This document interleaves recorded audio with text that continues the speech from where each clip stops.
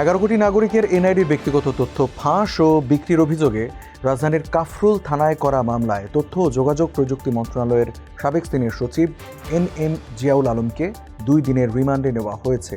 6 March বৃহস্পতিবার Dhaka chief metropolitan magistrate আদালত এই নির্দেশ দেন। দর্শক, এসব নিয়ে এখনকার টিভিএস নিউজ আপডেট, সাথে আছে আমি রঞ্জু ইফতেখার।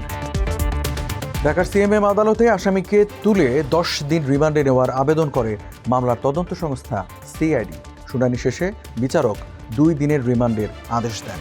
এর আগে বুধবার 5 মার্চ জিয়াউল আলমকে চট্টগ্রাম নগরের পাঁচলাইশ থানা এলাকা থেকে গ্রেপ্তার করা হয়। মামলার নথি থেকে জানা গেছে, গত বছরের 9 অক্টোবর 11 কোটির বেশি মানুষের 46 ধরনের ব্যক্তিগত তথ্য ফাঁস ও বিক্রির অভিযোগে এনামুল হক নামের এক ব্যক্তি বাদী হয়ে সাবেক প্রধানমন্ত্রীর ছেলে সজীব ওয়াজেদ জয়, সাবেক তথ্য ও যোগাযোগ প্রযুক্তি প্রতিমন্ত্রী জুনায়েদ আহমেদ পলক সহ 19 জনের বিরুদ্ধে সাইবার নিরাপত্তা আইনে কাফরুল থানায় মামলা করেন।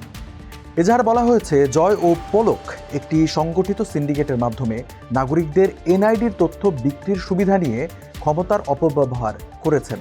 অভিযুক্ত ব্যক্তিরা জাতীয় নিরাপত্তা ও ব্যক্তিগত তথ্যের নিরাপত্তা নিশ্চিত না করে ডিজিকন গ্লোবাল সার্ভিসেস লিমিটেড নামের একটি প্রতিষ্ঠানকে জনগণের ব্যক্তিগত তথ্য ব্যবহার করে বিভিন্ন প্রতিষ্ঠানকে তথ্য সরবরাহের মাধ্যমে ব্যবসার অনুমতি দেয়।